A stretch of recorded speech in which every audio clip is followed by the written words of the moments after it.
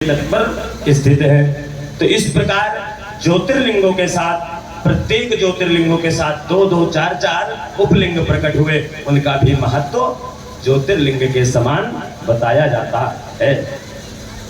तो यह ज्योतिर्लिंग भगवान का यदि सुबह शाम कोई पाठ करता, पूजन करता। दूसरी बात, भगवान ज्योतिर्लिंग, द्वादश ज्योतिर्लिंग और साथ में भगवान के उपलिंगों का जो प्रसाद होता है, चाहे वो शिव जी के ऊपर ही क्यों ना चढ़ जाए, उसे खाने में कोई दोष नहीं होता है। केवल जो हाथ से बनाई हुई मूर्तियां हैं, उन पर जो ऊपर चढ़ाया जाए शिव जी के ऊपर, उसमें क्या होता है, चांडाल का स्थान होता है, इसलिए वो चांडाल का है। बाकी जो स्वयंभू लिंग है, जो ज्योतिर्लिंग है, जो उपलिंग है, सिद्ध लिंग है, प्रसिद्ध लिंग है, इन सब का जो प्रसाद है, भले शंकर के ऊपर चढ़ जाए, उसे भी खाने में शिव पुराण कहती है कोई दोष नहीं होता है, उसे शीघ्र ही खा लेना।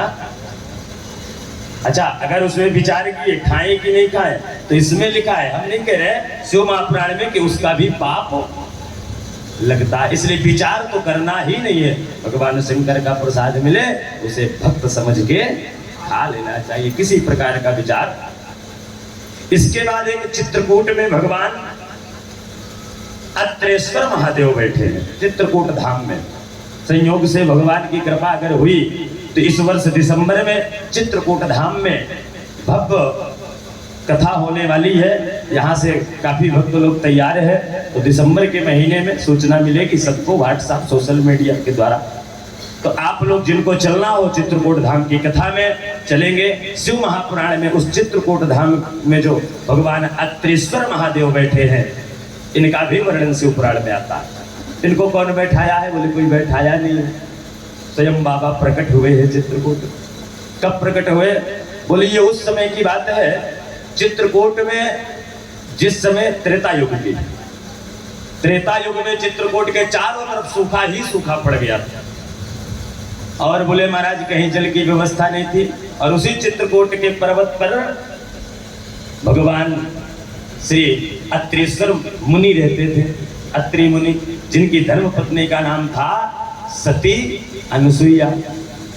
तो सती अनुसुईया मैया के पति तपस्या करने लगे अत्रि मुनि, और तपस्या करते करते बड़े दिन बीत गए, और इधर उनको प्यास लगी। जब बहुत जोर से प्यास लगी तो अपने पत्नी से जल मांगने, और जब जल मांगे तो चारों तरफ सूखा था, जल कहाँ से लाए? और अगर पत्नी जल अपने पति को नहीं पिलाती तो फिर सती अनुसुईया कैसे कहलाती? सती तो वो है जो पति के बोलने से पहले पत्नी समझ जाए मेरे पति को क्या चाहिए। पर कल कुछ शिकायत कर रही थी माता जी, लोग बोले महाराज आप पत्नियों के बारे में तो धर्म बहुत सारा बताए, कुछ पतियों का भी बता दे। तो पतियों का भी धर्म है, ऐसा थोड़ी है। जो एक नारी से ही प्रेम करता है, अर्थात अपनी पत्नी से ही सब प्रकार से प्रेम करता है, वह पति भी ब्रह्मचारी कहलाता है, शास्त्रों में वर्णन आया है। इसलिए सब प्रकार से, चाहे कितनी सुंदर, वैसे तो विवाह में सब बता दिया जाता है 7 वचनों को, पर विवाह में तो खुशी रहती है। कौन सुनता पंडित जी की बात है? किसको पड़ी है पंडित जी की बात? एक तो घर के 4 लोग तो बचते हैं, दूल्हा दुल्हन को रात भर जगाए रहते, 4 दिन से हल्दी वल्दी, तो वो तो थके रहते, जल्दी कराओ महाराज। नहीं, 7 वचन बताए गए हैं, जिनमें 4 वचन पति के भी हैं, केवल पत्नी उसको नहीं मानना है। पत्नी के जितने नियम हैं उतने ही पति को भी मानने के नियम हैं। जैसे 7 वचनों में